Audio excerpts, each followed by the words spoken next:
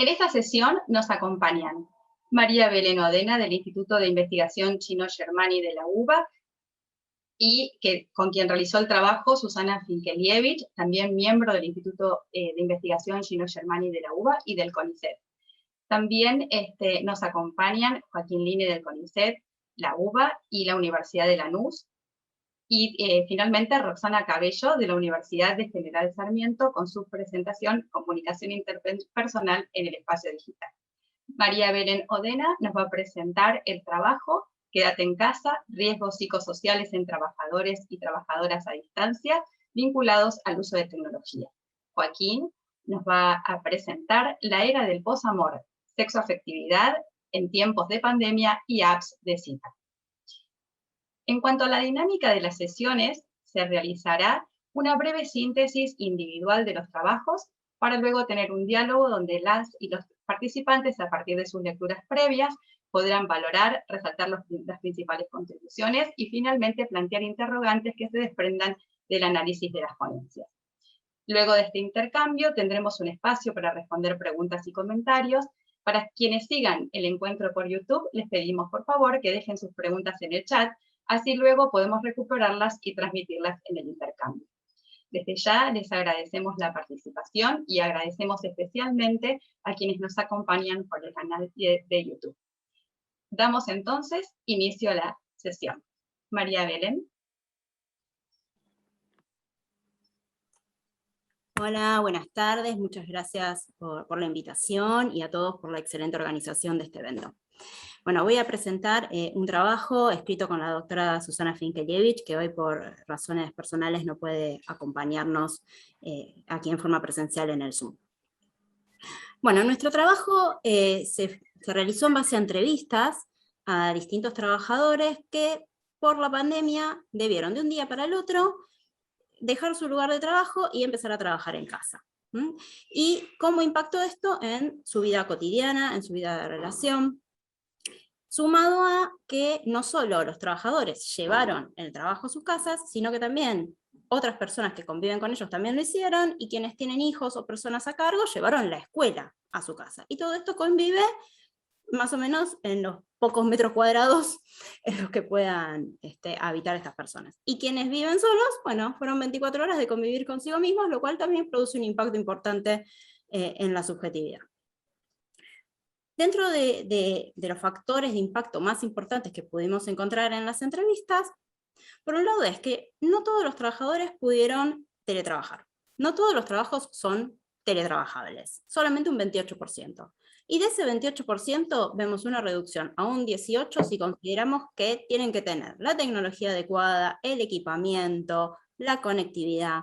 Entonces ya de por sí el número de personas que pueden teletrabajar, ¿sí? No los que ya venían teletrabajando de antes, ¿no? Que pueden hacer este pasaje es muy bajo. Dentro de este número también observamos que hay una brecha de género que es muy importante en cuanto al potencial para el teletrabajo. En el caso de los hombres, el potencial para el teletrabajo aumenta, pero para las mujeres disminuye, porque fueron las principales afectadas por las tareas de cuidado. Y compatibilizar los horarios de tareas de cuidado y tareas de trabajo no es tan simple. Otras de las cuestiones fundamentales que pudimos rastrear con las entrevistas es que van surgiendo distintos trastornos, que son trastornos psicológicos o trastornos emocionales, como por ejemplo trastornos de sueño. Las personas que antes iban a trabajar en un horario, por ejemplo, de 9 a 5, sabían que iban a un X lugar, realizaban su trabajo, y después volvían a su casa y ya está, el trabajo terminó. Pero al llevarlo a la casa, el trabajo no tiene este continuo. Y al querer cumplir con la misma productividad o querer hacer las mismas cosas, muchos entrevistados, especialmente entrevistadas, lo que empezaron a hacer es trabajar a la noche, cuando la casa ya está en calma, cuando están todos durmiendo, y esto a la larga, durante todo este año y medio, más o menos, empezó a provocar trastornos de sueño importantes. Los trastornos de sueño que derivan en otras problemáticas, consumo de sustancias como por ejemplo cafeína, o un aumento de hábitos de tabaquismo, problemas para dormir, trastornos de alimentación, mal humor, aumentos de agresividad en muchos trabajadores también, que lo perciben como algo que no era un rasgo habitual en ellos antes, consumo de alcohol, problemáticas vinculadas al sedentarismo, que eso también está saliendo mucho ahora, que la gente por ahí empezó a salir y va al médico y se hace chequeos, ¿no? Y de pronto los análisis les dan mal, y dan mal a nivel físico, bueno, porque fue todo un año sin salir y eso produce impactos. Bueno, esto también impacta en lo emocional y en las distintas formas de relacionarse. Y finalmente, como para no extenderme tanto en la presentación, ya que después vamos a hablar con los compañeros, nos parece importante vincularlo con el capitalismo de vigilancia. Porque el teletrabajo también implica que el trabajador queda aislado, pero la empresa sigue ejerciendo un control sobre esos trabajadores, quiere seguir ejerciendo control sobre esos trabajadores. ¿Y cómo lo hace? Y generalmente lo hace con software de control, software que les permiten a las empresas o a los jefes saber cuántas horas esa persona está trabajando, qué páginas tiene abiertas, qué está mirando, cuál es su productividad, el minuto a minuto del trabajador. Y esto, en pandemia, empieza a dibujar el límite entre la vida privada y la vida pública, la vida de trabajo, la vida de relación, y el control pasa a ser una invasión de la privacidad. Y esto también produce efectos, porque los trabajadores que antes sufrían problemas en una empresa o en una organización, como por ejemplo acoso, lo van a seguir sufriendo de otra manera. No es que deja de existir, empieza a existir a través de los medios, a través de un Meet, a través de un Zoom, a través de un grupo de WhatsApp. Entonces, cuando estas formas de control que quizás antes se daban de una X manera en la presencialidad, van a transfigurarse y van a aparecer también en lo virtual.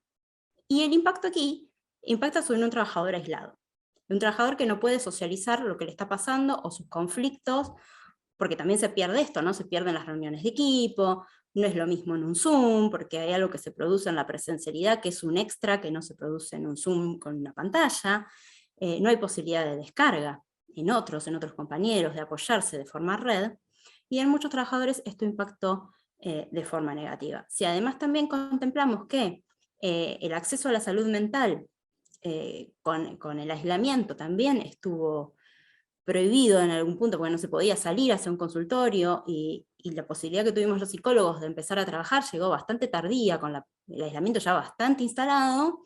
Esto ha dejado a muchos trabajadores que por ahí hacían terapia, que podían encontrar contención en su terapia, también bastante aislados. Más allá de que en muchos casos se pudo continuar virtual, no es lo mismo, hay muchas patologías que no podían continuar virtual o que no se pueden tratar de manera virtual. Entonces el acompañamiento a los trabajadores también fue bastante difícil en el transcurso de este lapso de tiempo.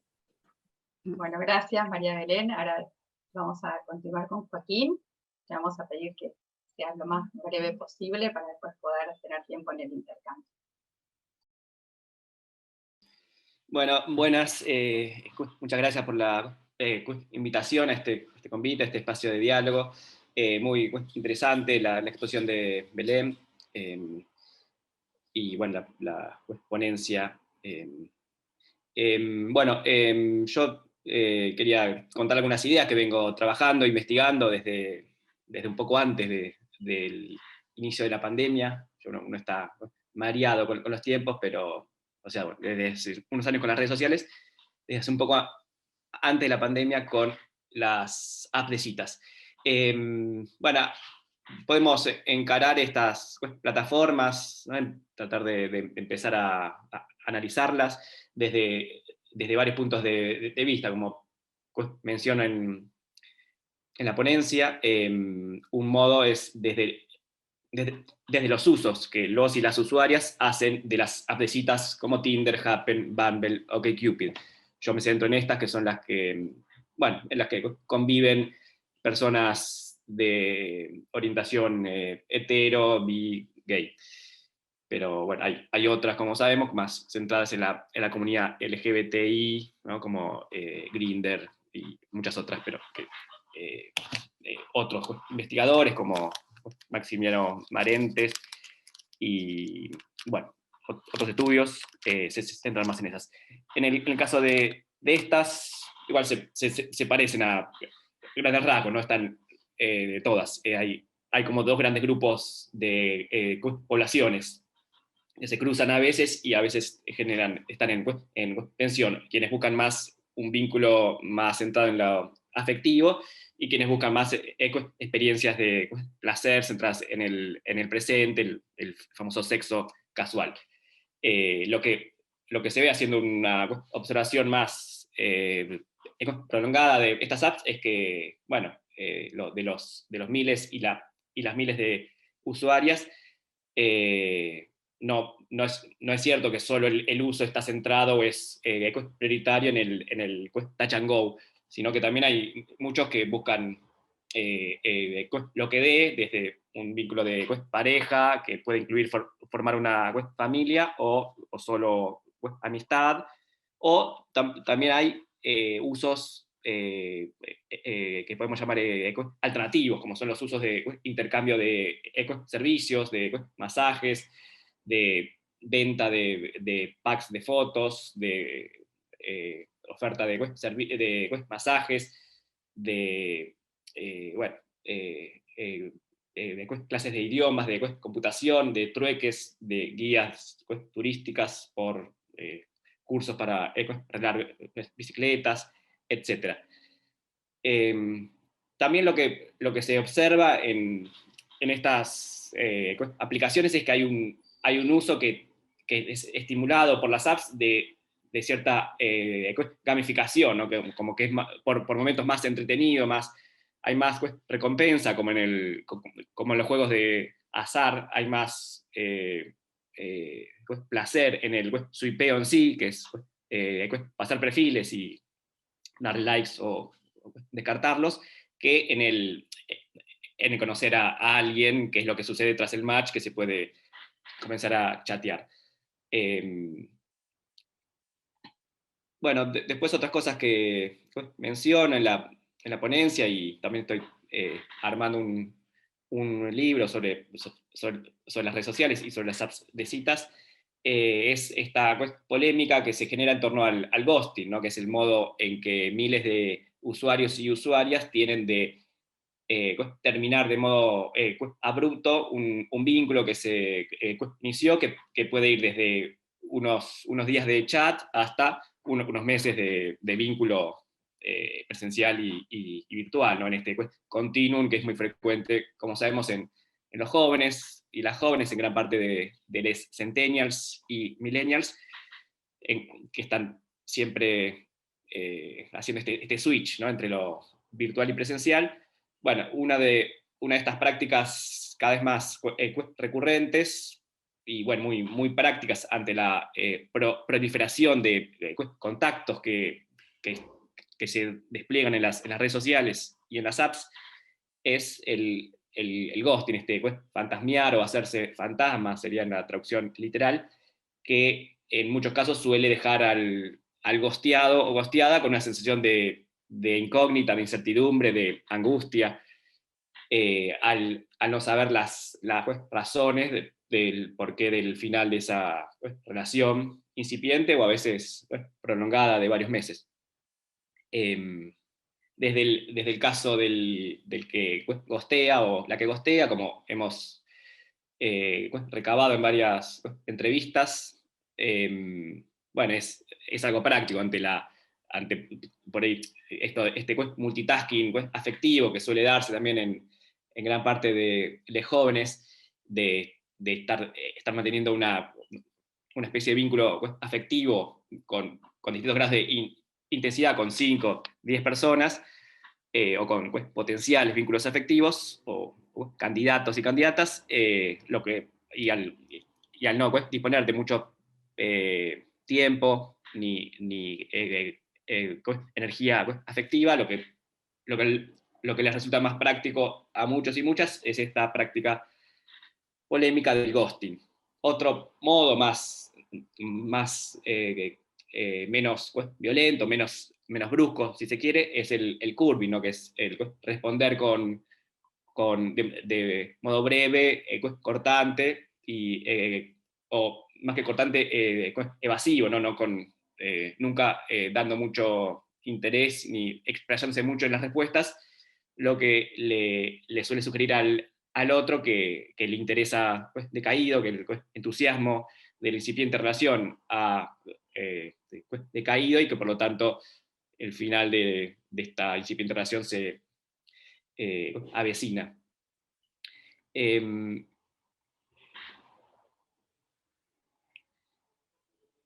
Bueno, entonces esto es un poco lo que vengo investigando. Tampoco quiero extenderme mucho para dejar lugar al resto de los compañeros. ¿Qué más? Bueno, Bien. esto, perdón, para cerrar, esto también podemos pensar del ghosting, del curving y de otras formas de pues, vincularse y de finalizar los vínculos y encadenar vínculos. También podemos unirlo, o está unido, si bien esto es multicausal, pero un factor clave en esto es, como señala Eva y Luz, este imaginario plenty of fish, de que hay muchos candidatos y candidatas que las redes y apps nos ofrecen o nos muestran, en este paneo que podemos hacer cada día en el swipeo, o en Instagram, o en cualquier red social. Entonces, cierto maltrato, o entre comillas, o falta de cuidado, o no juntarse a charlar ante un vínculo más o menos significativo, se justifica porque se supone que hay muchas personas disponibles, afines, con las que uno puede vincularse afectivamente en un futuro cercano y no tan cercano. Bueno, Bueno, bien, un poco ahí te vamos a pedir cerrar, muy interesante, pero así le damos paso a Roxana, que muy brevemente nos puede hacer una síntesis de su ponencia. Sí, voy a ser lo más breve posible porque ya veo que nos queda menos de una hora para el intercambio. Yo presenté un trabajo que en realidad lo que busca es poner en agenda un tema, en agenda de la investigación empírica, un tema sobre el que vengo reflexionando desde hace un tiempo, pero de manera exploratoria, que es el de la construcción del espacio digital, y pensando que el espacio digital, al igual que los otros tipos de espacio, el espacio exterior, el espacio, el territorio sobre el que nos movemos, eh, son en buena medida construcciones sociales. Esto no porque yo lo diga, sino porque trato de pensar el problema desde una tradición ya desde inicios del siglo XX que piensa justamente el espacio y la espacialidad como ámbitos en el que nos desenvolvemos, pero que se producen a partir de nuestras prácticas y a partir de nuestras significaciones. Entonces, hay ahí, a partir de las distintas exploraciones que estuve haciendo respecto de este problema, una identificación de dimensiones que intervienen en esa construcción social. Una de las dimensiones que tendría una participación relativa, por decirlo de alguna manera, más fuerte es la comunicación, es pensar el espacio como espacio de comunicación. Y en el caso del espacio digital, aparecen distintos tipos, prácticas y procesos de comunicación, algunos más eh, directamente identificados con prácticas de transmisión de información y de comunicación de uno a muchos, y otros procesos más de tipo interpersonal, en donde se dan lo que llamamos las interacciones mediadas por tecnologías o las interacciones mediadas por la interactividad, tal como lo venimos estudiando y caracterizando en algunos trabajos que venimos haciendo hasta ahora. Entonces, en esta oportunidad lo que digo, bueno, ahí hay un tipo particular de manifestación de la comunicación interpersonal, que es la que se produce en el espacio digital. En este último periodo en que estuvimos en pandemia, se generan más inquietudes porque estuvimos haciendo un uso más intensivo y frecuente de este tipo de plataformas, en donde salimos a la captura de la mirada del otro permanentemente. No sabemos si a quién estoy mirando en este caso. Si miro a la cámara no te veo a vos, no miro a los compañeros y a las compañeras, no sabemos qué pasa del otro lado. Hay una cosa del primer plano raro con el que nos manejamos acá, es decir, una mediatización de la escena y de el ámbito en el que la situación de comunicación que va teniendo sus propias características. Entonces, lo que planteo en este trabajo muy introductoriamente es hagamos una especie de aparato de aproximación empírica que nos permita ir mirando un poco más de cerca este proceso, ¿no? Que va de la construcción del espacio a la comunicación y viceversa. Y entonces ahí, como vengo haciendo en relación con otros problemas relacionados con el estudio del espacio digital, recuperar algunos planteos y aproximaciones más clásicos y tradicionales en el estudio de los problemas espaciales, y acá en la relación espacio-comunicación preguntarme si es posible con todos los desarrollos que hubo sobre la proxémica, empezar a pensar en una proxémica digital e ir identificando algunas de las dimensiones que podrían estar involucradas en un estudio de esas características. Pero ya digo, es una cosa muy introductoria para decir, tenemos que estudiarlo empíricamente, ¿no? Y a ver cómo damos cuenta de la complejidad que tiene este problema y armamos unos dispositivos metodológicos, pero también epistémicos que nos permitan avanzar hacia ahí, y todo eso, bueno, yo lo vengo trabajando con un atravesamiento de los vínculos que establecemos con las tecnologías que después podemos volver cuando hacemos el intercambio. No me voy a extender Bien. más con esto, No, no. porque más vale después vemos cómo hacemos circular algo para que vean. Bien, María Belén, tenés 5 minutos para hacer valoraciones e interrogantes al resto de los expositores. Oh, bueno, 5 minutos. En primer lugar, quiero decir que los dos artículos me encantaron. Y me pregunté por qué me encantaron. Como dice mi hija, yo trabajo de librir, y hace mucho que no leo algo que me produce placer leer. ¿Y por qué? Porque se trata de subjetividades, y como leer algo que trata de la subjetividad y del sujeto nos permite identificarnos. Y esto que plantean los dos colegas nos interpelan a todos. Voy a tomar una sola cosita de cada uno. En el caso del artículo de Roxana, que es un poco más general, lo de la comunicación no verbal digital. Me parece que es un aporte re importante y que da para trabajar a futuro con esa línea de investigación. Porque esto que toma ya como indicadores, ¿no? La mirada, la posición, cómo cambió todo para nosotros acá. Si estuviéramos presencial, yo a ustedes no los estaría viendo, porque los tendría a mi misma altura. Probablemente tendría que girarme a hacer esto para verlos. Estaría viendo un público que en este momento está en YouTube y yo no lo estoy viendo. No sé sus rostros. No, hay un lenguaje no verbal que es una respuesta a lo que yo estoy diciendo ahora que no tengo en este momento. Y eso también impacta en el hablante. No tener esa respuesta. Ni hablar cuando uno está dando una clase y ve un nombre en un cartelito negro, ¿no? Eso impacta en el que quiere dar una clase, en un médico que está atendiendo digitalmente.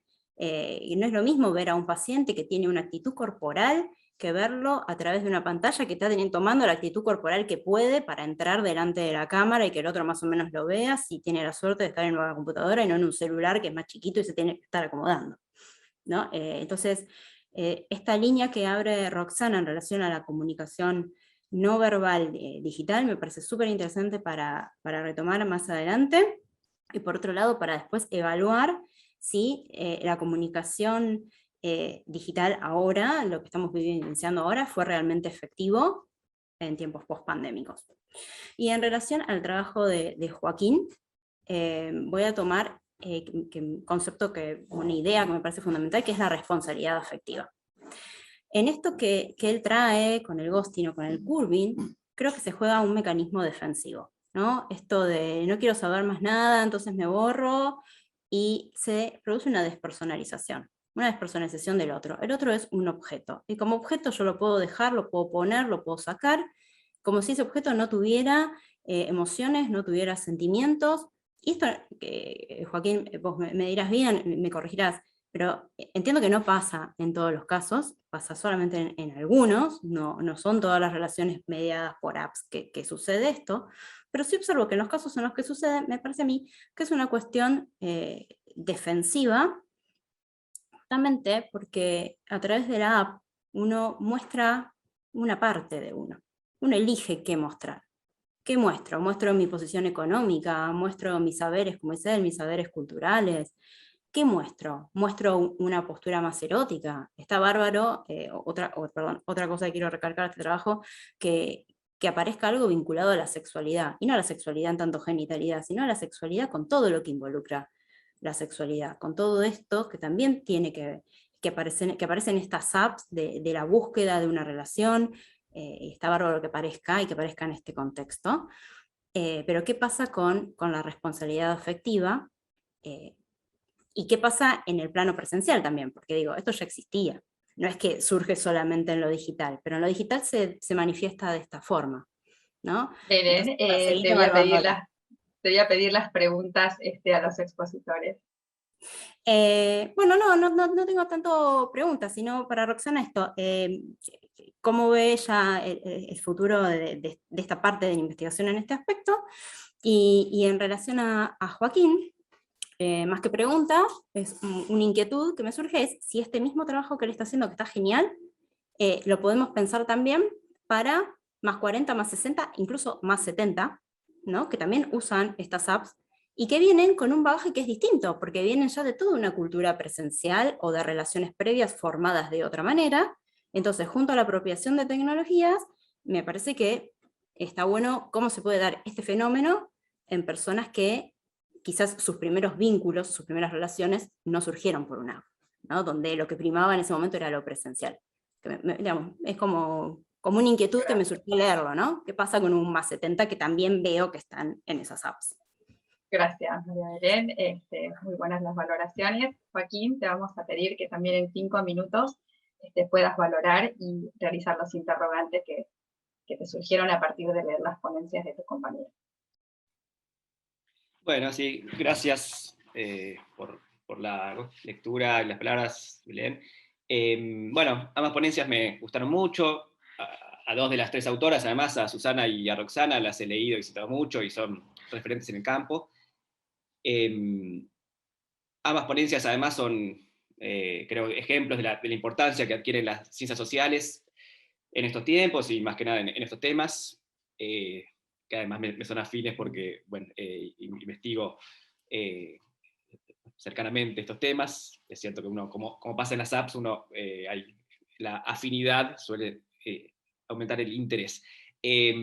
También hay otros temas en las ciencias sociales que son muy interesantes, pero bueno, que no me interpelan tanto por, bueno, ya saben, por estar menos vinculados a mis temas de estudio. En primer lugar, la ponencia de Finkelevich y Odena me parece muy interesante y súper contemporánea.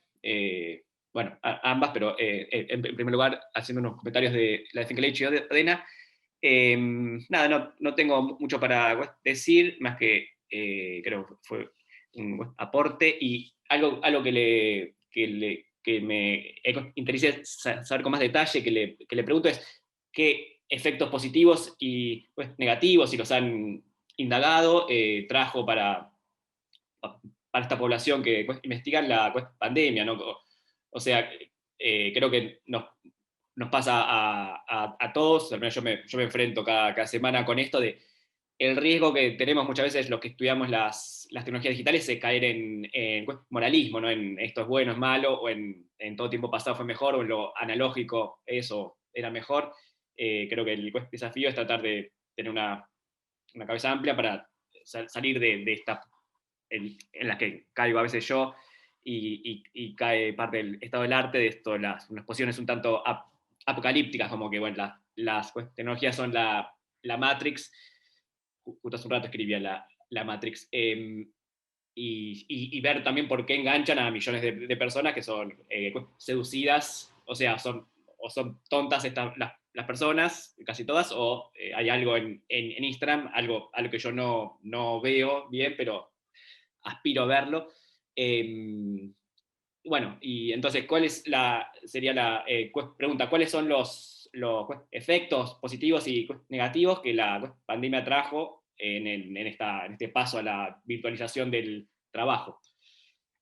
Uno que yo pensaba, ¿no? Bueno, y que vivo en parte, es el tipo menor o nulo de commuting, de transporte. Antes, bueno, yo al ir a Lanús tenía 3 horas de viaje, algunos días por semana, o a otros lugares, ahora no.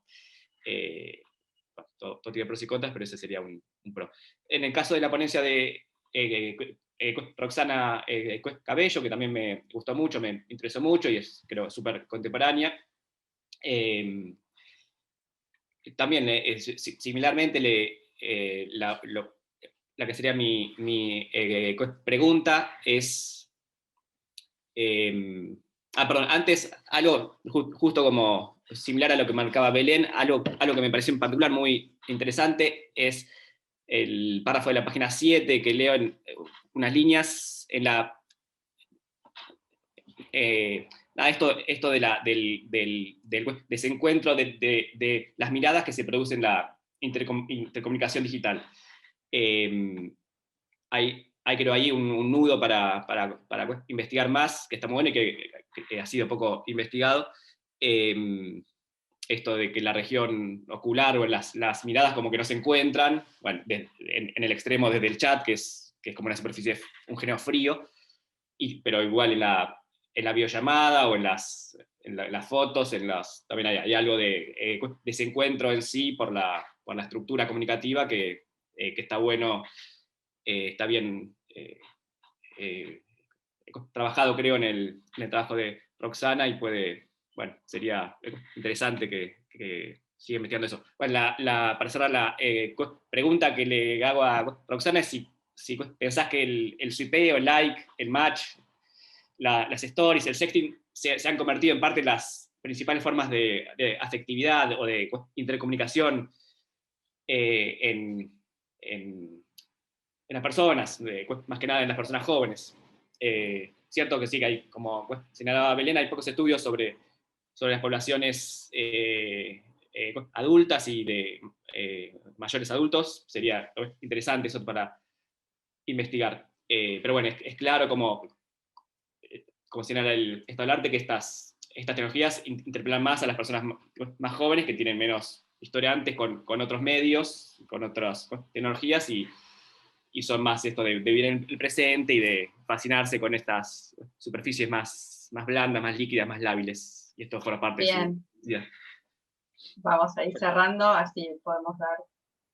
Sí, ahí cerrado, listo. Perfecto. Entonces, Roxana, bueno, te damos unos minutitos para las valoraciones y los interrogantes.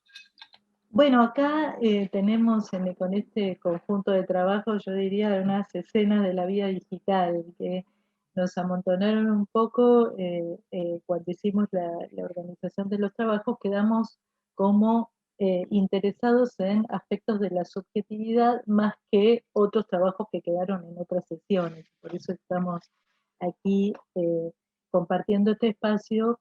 Si bien ninguno dijo, bueno, vamos a estudiar la subjetividad y las tecnologías, esa relación entre la subjetividad y las tecnologías está bastante desarrollada históricamente, sobre todo en el campo de la filosofía.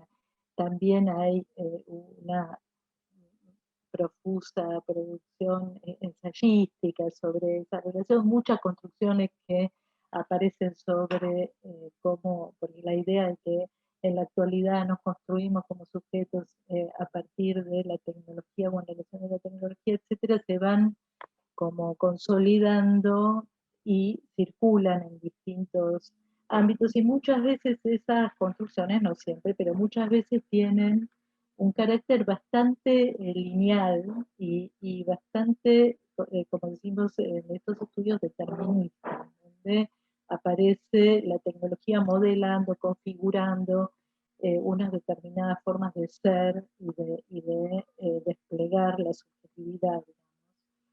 Y me parece que en esta red, en donde estamos situados en este momento, en este evento, eh, proponemos estudiar esa relación de otra manera, de una manera más compleja, en donde reconocemos a la tecnología como uno de los dispositivos que interviene en esos procesos también complejos de producción de la subjetividad y tal vez también decimos de las subjetividades porque pensamos en todos esos que somos, ¿no? Cada uno de nosotros y cómo estos trabajos justamente me parece que muestran eso, muestran por un lado unos dispositivos, entendido en el sentido más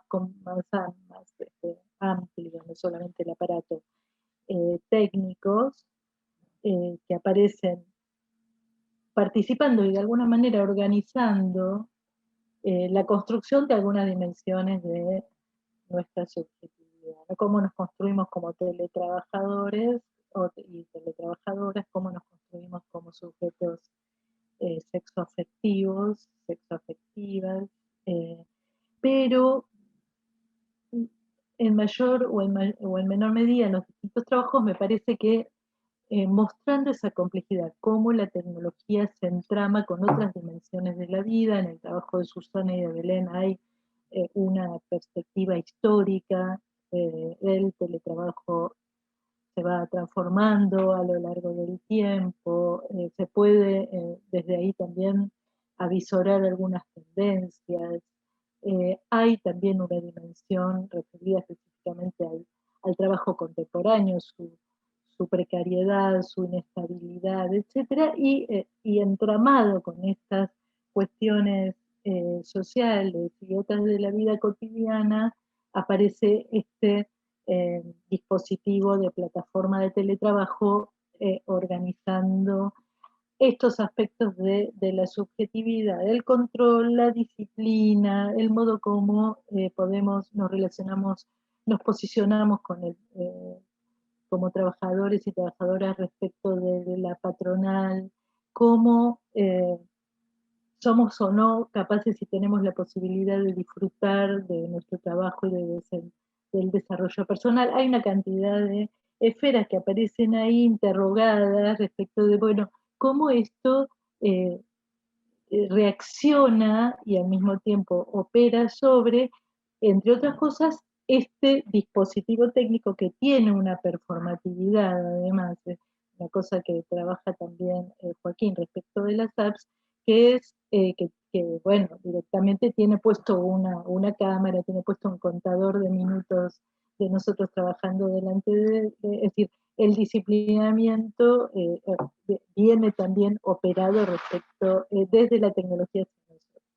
Del otro lado también las apps de citas, otro dispositivo técnico, interactuando ahí en la construcción de nosotros como personas que deseamos y que queremos ser deseadas y como personas que, bueno, tenemos una fantasía de control sobre los demás, tenemos una fantasía de elección y del privilegio de elegir y descartar, y hay también una cantidad de otros elementos que tienen relación con esto de la performatividad de la tecnología, en donde bueno, es esta plataforma la que me permite clavar el visto y generar otras acciones que pueden ser significadas como de maltrato y donde se montan algunos elementos de reacción a esto, como esto que se le llama la responsabilidad afectiva, que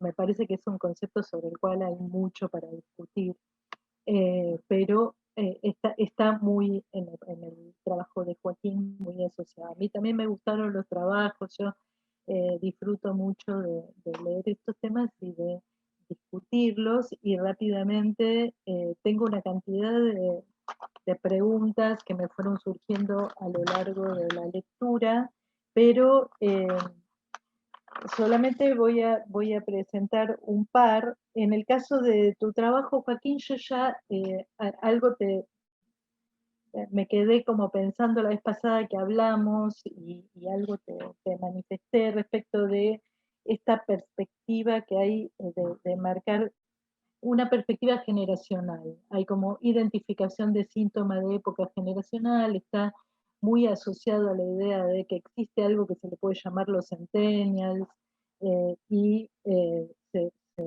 enfoca en el comportamiento de ese segmento poblacional, y ahí yo me termino quedando con la duda de si funciona, digamos, el análisis a partir de la categoría, ¿no? Que tal vez se corre el riesgo de que la categoría te encierre un poco, y no deja que fluyan las diferencias, digamos, como que se...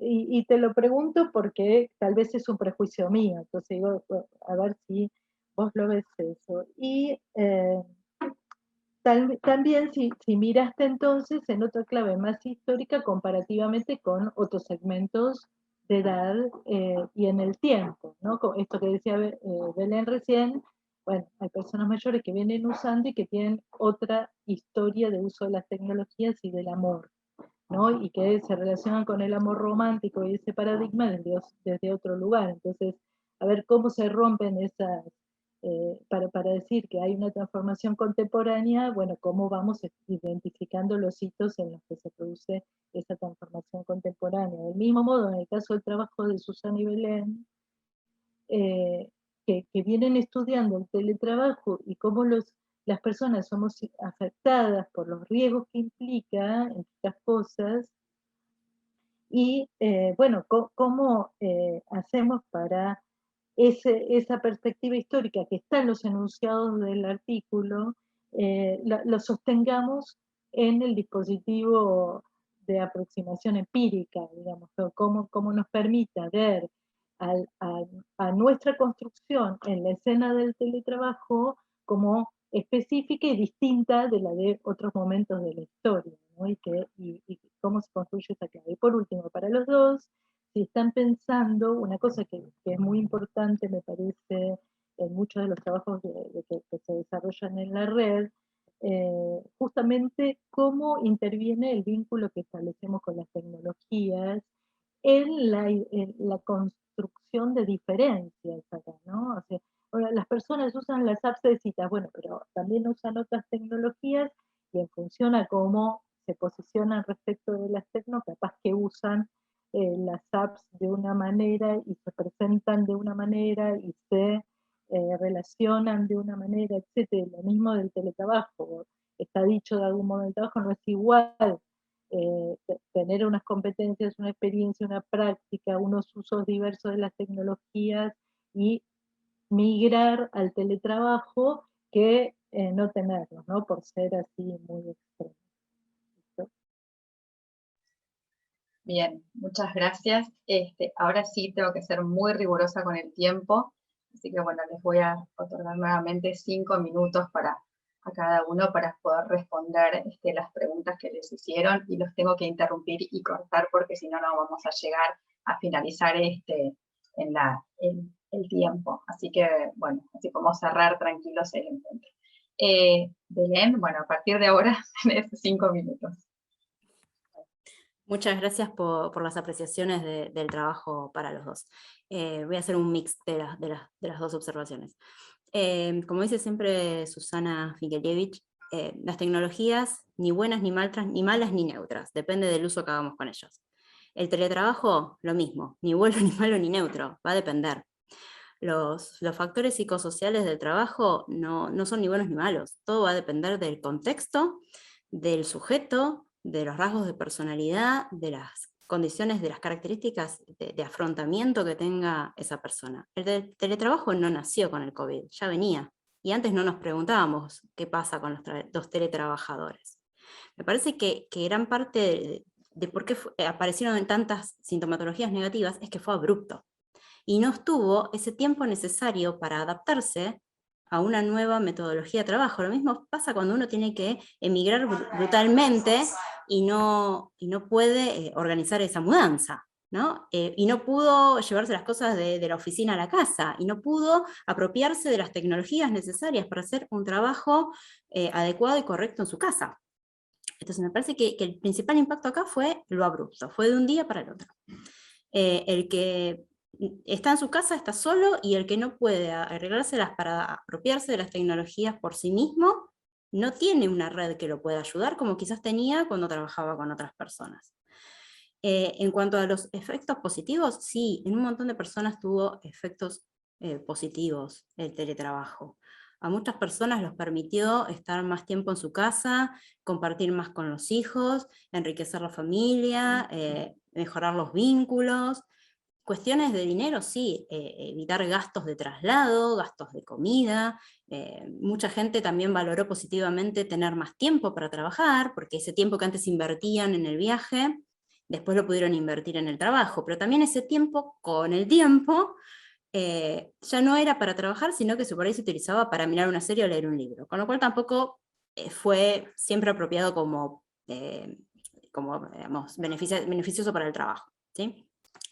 Y para sumar a los impactos negativos que por ahí ya habíamos mencionado también, y esto sí es en todos, y por ahí no tiene tanto que ver con las cuestiones subjetivas, sino con cosas más objetivas, es todo lo que tenga que ver con el impacto ergonómico.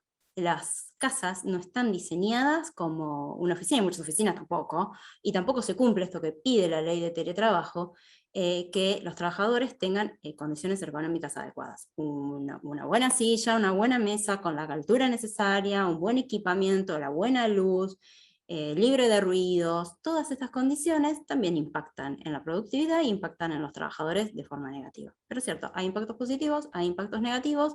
No podemos generalizar que con todo sucede lo mismo, sino que también se vincula a las variables subjetivas de cada uno. Bien, Joaquín. Sí, muchas gracias también por las palabras, Roxana y Belén. Bueno, en cuanto a lo que señalaba Roxana, sí, es algo para pensar si es el mejor modo referirse a estas poblaciones juveniles como centennials y millennials, ¿no? Centennials como los nacidos antes de los 30 años, y millennials entre los 30 y 40. Sí, pero bueno, es por ahora el modo que me ha parecido más práctico, sintético, para dar cuenta de esta serie de características que agrupan a gran parte de las juventudes, de sectores medios, de las grandes ciudades. Todo esto, sí, de lo que habla Bauman y Luz, etcétera, gran parte del estado del arte. Sí, son en todo caso sinónimos, ¿no? Escribir, investigar y buscar sinónimos. Podemos llamarlo jóvenes a grandes rasgos, o con esta carga más quizás centrada en la tecnología. Y en cuanto a las poblaciones, digamos, no juveniles, si bien hay, como señalaban ya hace años Margulis y Urresti, hay una juvenilización de la sociedad, ¿no? Y todos, bueno, gran parte de las personas, de un modo u otro, queremos parecer, mostrarnos en las redes y en la vía pública del modo más juvenil posible, pues está asociado a lo contemporáneo, al presente, al futuro, bueno, sea con filtros, con vestimenta, con distintas tecnologías del yo y dispositivos. Sí, no hay como dije, muchos estudios, creo, sobre las poblaciones no jóvenes o poblaciones adultas, y es un desafío, un tema para estudiar, que era un área de vacancia en el estado del arte. Pero también, bueno, según lo que he indagado, leído, observado, en algunas cosas son similares las tendencias, ¿no?, que podemos observar en cuanto a esto, a los vínculos más cortos. Bueno, ya en crisis el paradigma del amor vitalicio o de décadas, como era en el siglo XX. Esta tendencia sí, pero ahora en gran parte de las personas adultas con hijos e hijas, con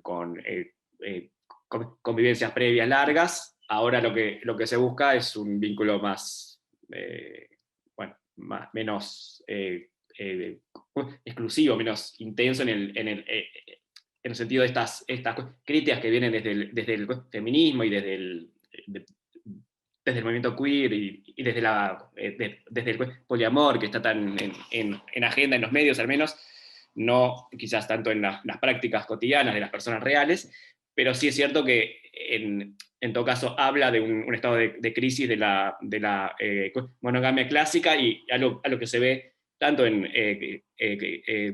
adultos que son permeados también por estos discursos, pero más que nada en los jóvenes, es esta crítica fuerte a la monogamia exclusivista, de centrar toda la sexualidad y la afectividad en un solo vínculo, que a muchos y muchas les parece muy asfixiante, y a su vez esto convive con un deseo más tradicional, más siglo XX, de sí, tener una pareja con proyecto, con afecto y cotidianidad y compromiso, y quizás también formar una familia propia. Entonces esta ambivalencia de deseo y mandato se observan en miles de perfiles y de interacciones en los jóvenes. Bueno, y eso. Perdón, algo que no mencioné que está en la pandemia, en la ponencia, que me olvidé también, esto de la pandemia, del mismo modo que intensificó o aceleró la virtualización de la educación, también lo hizo con la afectividad, ¿no?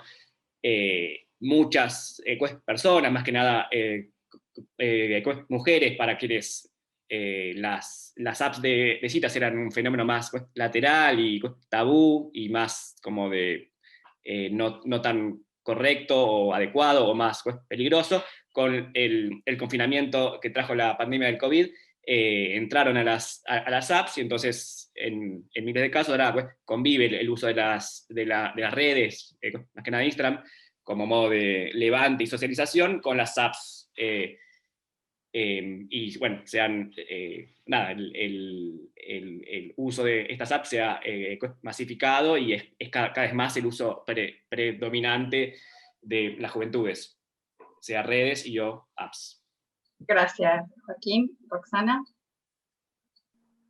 Bueno, engancho acá entonces primero con la pregunta que me había dejado Joaquín, para seguir con el tema, digo, porque ahí me pregunta si estas prácticas tipo sexting, ghosting, etcétera, se pueden considerar como principales formas de afectividad e intercomunicación entre los jóvenes. Bueno, en primer lugar, esto te lo voy a comentar recién el año próximo, porque ese es otro estudio que estamos empezando recién ahora, y estamos avanzando de manera muy exploratoria por el momento, pero hay algo que sí puedo decir desde ahora, que es que seguramente no vamos a hablar de los jóvenes, porque no nos parece una categoría desde la cual trabajar. Y porque lo aprendimos de chiquito desde los 90, tipo que no nos cierra que existan los jóvenes, y que cada vez que estamos avanzando en nuestros distintos trabajos de campo, encontramos distintas juventudes que realmente tienen identidades muchas veces muy diferentes, y formas de significación muchas veces muy diferentes, y por tanto no nos permite hacer una generalización, y es por eso que el concepto de la generación tampoco nos cierra para trabajar. Y por otra parte, el estudio que estamos haciendo toma población en general de 18 a 65 años, y entonces vamos a tratar de ir justamente identificando las diferencias a partir de ir viendo los distintos segmentos. Pero además, eh, tenemos así una preocupación por el estudio de las tendencias. Digamos, cuando queremos caracterizar transformaciones culturales, simbólicas, que son tan nodales, porque justamente hablan del modo como sentimos y del modo como nos relacionamos con los demás y con los demás, es decir, qué significa estar conectada una persona con la otra, qué significa sentirse unida o sentirse distante o sentirse maltratada, etcétera, y cómo esos sentidos se van construyendo y se van transformando. Nos parece que realmente, por más que este momento es un momento caracterizado por la aceleración, la comprensión de esos fenómenos es más lenta y viene siempre rezagada y requiere también una toma de distancia que vamos haciendo muy de a poco y colectivamente, digamos, a esta investigación que vos hacés y a las otras investigaciones que tomamos en cuenta también, la tuya y otras, para ir avanzando. Bueno, vamos viendo cómo se produce, cómo avanzamos en el conocimiento respecto de esto. A mí me parece que tenemos que darnos un tiempo y una discusión muy pausada respecto de cuál es la mejor manera y qué nuevos dispositivos metodológicos nos requiere también tratar de ir comprendiendo estas transformaciones. Y lo mismo para responderle también a Belén respecto de cómo me parece que sigue esta investigación.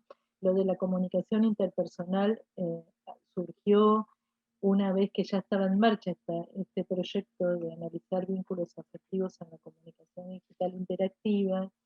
Dice, pero bueno, hay una parte que se relaciona en el espacio digital y que tiene unas características específicas y que vamos a ver si podemos analizar este componente de la comunicación no verbal y de todo lo que entra en los rituales, la construcción de la situación de comunicación, el entorno de la comunicación, etcétera, ¿no? Y ahí, entonces, vamos a tratar de incluirla como dimensión dentro de este estudio que ya tenemos en marcha y de abrir una especie también de espacio de intercambio con investigadoras e investigadores para ver cómo resulta el mejor dispositivo interdisciplinario para poder trabajar con este tema, ¿no? En eso estamos, pero ya nos agarra el fin del año y seguramente vamos a hacer una convocatoria el año próximo porque nos gusta mucho esto de conversar y de producir juntos. ¿Sí? Muchas gracias por sus lecturas y por sus comentarios. Gracias, Roxana. Bueno, en el chat nos plantean que es muy interesante las ponencias y un comentario es que algunas diferencias en el uso no son completamente estructurales. También hay personas que deciden no usar las tecnologías. Bueno, no sé si alguien quiere hacer algún comentario, si apareció Sí, lo que yo discutía con otra colega hace un tiempo es que ella aportaba que incluso en quienes no usan las tecnologías, como yo hasta hace un par de días que no usaba Instagram, igual estamos todo el tiempo interpelados por esta tecnología. Muchísima gente me interpelaba, amistades, familiares, etcétera, sobre por qué no tengo Instagram, como con el subtexto de que es raro, es sospechoso, es autista, etcétera, ¿no? Bueno, que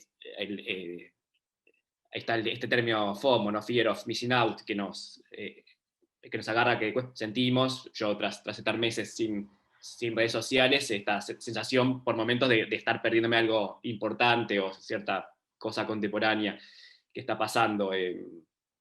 Pero bueno, entonces sí, muchos tenemos esta ambivalencia entre el temor a perder el tiempo y alienarnos y volvernos más superficiales aún de lo que somos, al pasar mucho tiempo en las redes sociales y seguir el cierto mandato un tanto bobo del ser contemporáneo que parece imponerse desde muchos medios de comunicación y cierta agenda con a su vez, bueno, estar comunicados con nuestros afectos y con referentes.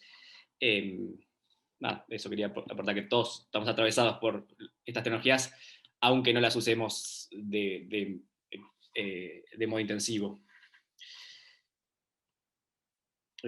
También muchas gracias a las colegas por sus palabras y muy interesantes todos sus planteos. Y gracias a la organización por el armado y por la invitación.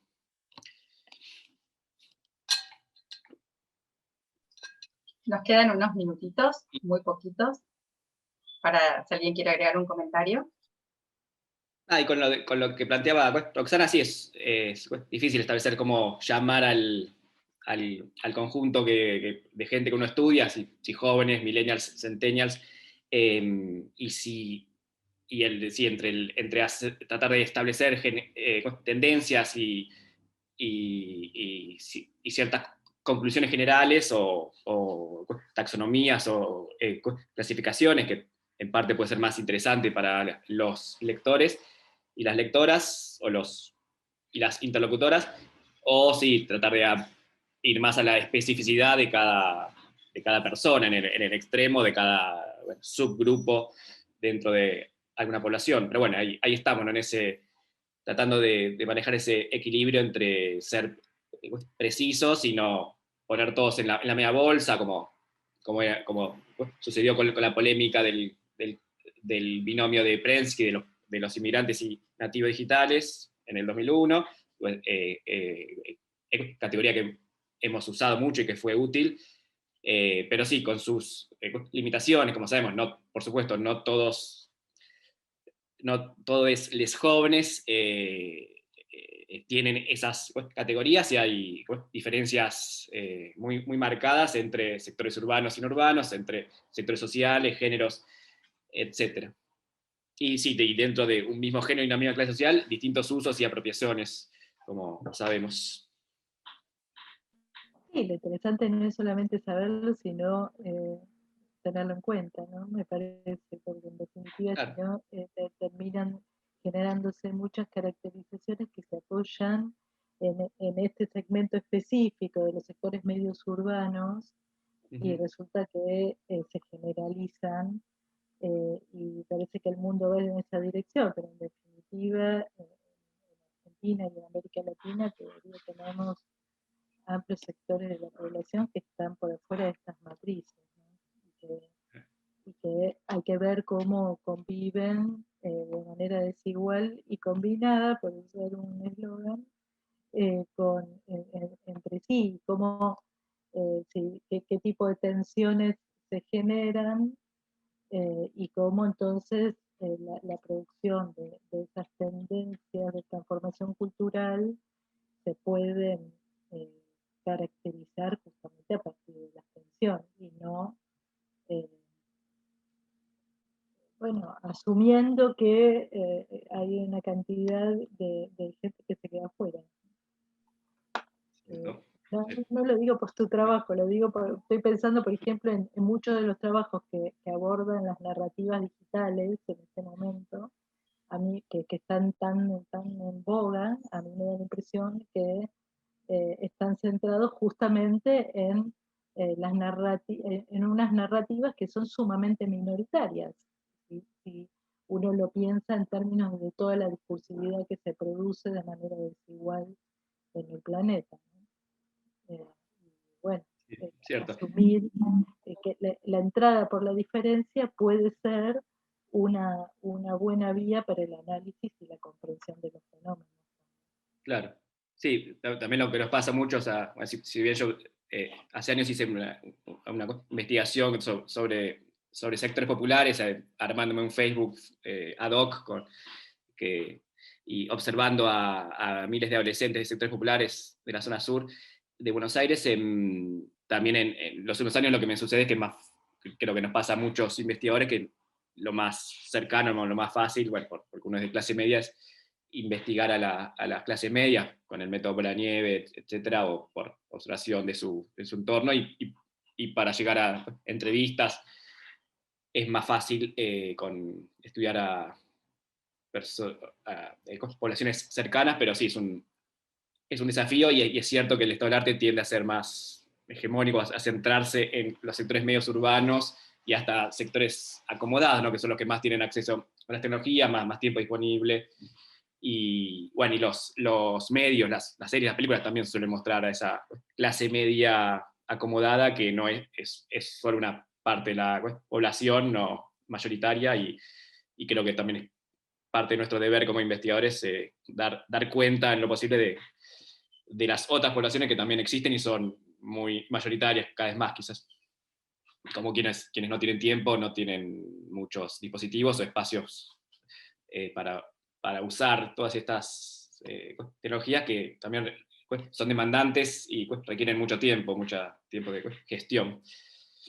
Y ahí, por ejemplo, el trabajo de Susana y de Belén identifica un porcentaje bastante acotado de personas que teletrabajan y que pertenecen a sectores, no me acuerdo cómo están definidos, si de menos ingresos, o no me acuerdo cómo están definidos, pero que sería bueno también, no sé cómo está previsto, incluirlos dentro de la indagación cualitativa, ¿no? Para ver cómo vivencian, qué tipo de experiencia generan y qué tipo de, en todo caso, de recepción y de percepción de esos riesgos que están planteando en el trabajo tienen, ¿no es cierto, Belén? Sí, yendo a los fríos números, los sectores más altos, los deciles más altos, el decil más alto, lleva el 20% del teletrabajo, teniendo en cuenta el 23% de población, el 30% que puede llegar a teletrabajar, y el decil más bajo solamente el 3% puede teletrabajar. Y me parece que estos son los sectores que más requieren la mirada, más requieren el apoyo, más requieren el acompañamiento, porque si no es una exclusión digital, son excluidos digitales, que los excluye de todo, de la salud, del acceso a la salud, a la justicia, a la educación, al trabajo, especialmente al trabajo.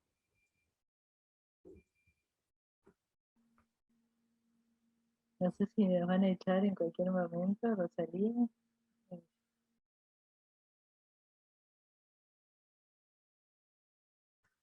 Si yo la veo a Rosalía, que ya está ahí con el cronómetro. Tenemos un minuto, si quieren cerrar una idea, tenemos un minuto y ya damos cierre.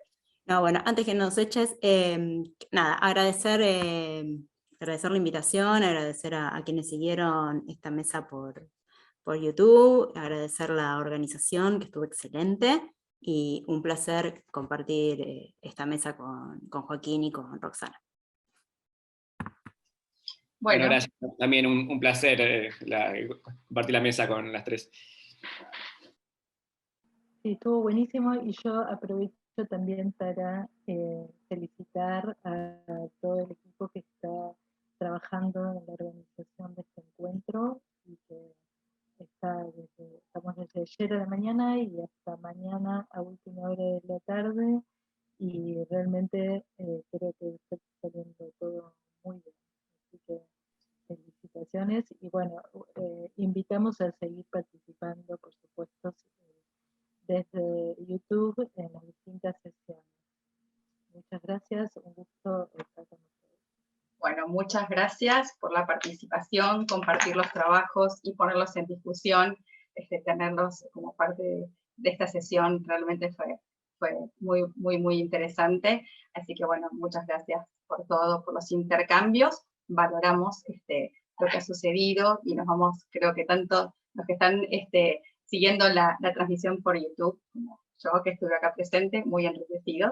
Así que bueno, gracias, y damos entonces cierre a la sesión en el marco del quinto encuentro latinoamericano, el quinto encuentro latinoamericano de la Red de Investigadores e Investigadoras sobre Apropiación de Tecnologías Digitales, denominado Ciudadanía Digital, Desigualdades y Transformación en América Latina y el Caribe. Muchas gracias, y bueno, los invitamos a seguirnos por YouTube en las otras sesiones que quedan todavía pendientes.